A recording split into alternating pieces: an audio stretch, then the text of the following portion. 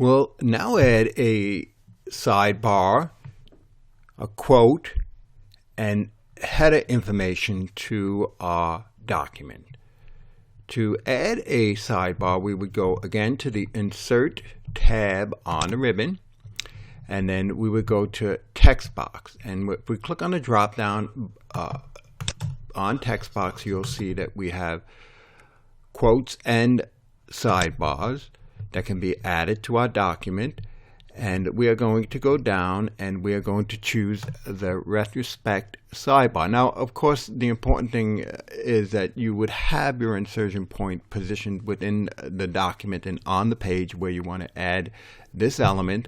So I'm just going to simply click on it because I have already positioned my insertion point correctly, and you will see that that sidebar gets added to this page. Now, the sidebar can be resized. You can drag it down a little bit if you want to. The sidebar can also be moved up or down if you would like to. And of course, you would have to add your own text elements to the sidebar once it's been added to your document. So there's our nice little sidebar, a nice little appearance added into our document there.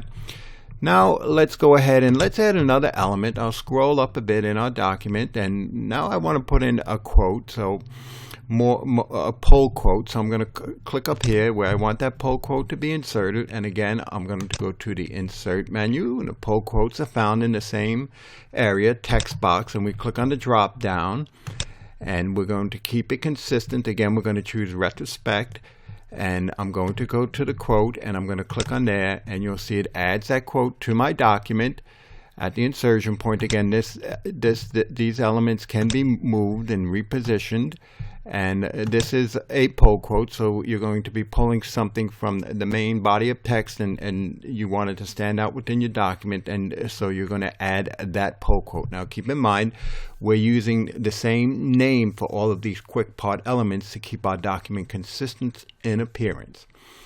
Okay, and the last thing we're going to insert is some header information. And we find that again in the Insert tab, and on the Insert tab we go to Header, and we're going to scroll down, and on the headers we will see that our headers are named again, and we do have a header. We should have a header down there called Retrospect, and so I'll go and I'll click on that, and you'll see that that header information then there gets added to my document, and it will have a nice appearance. By the way, you do have to add your own information into the header if you so choose. I mean, it could put some automatic information that may be useful, but in most cases you may want to add your own elements.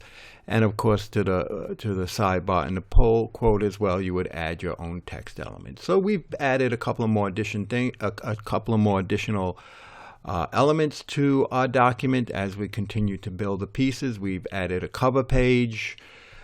We have now added a sidebar, a poll quote, and header information. Next, we'll look at how we can create a table of contents within our document in Microsoft Word.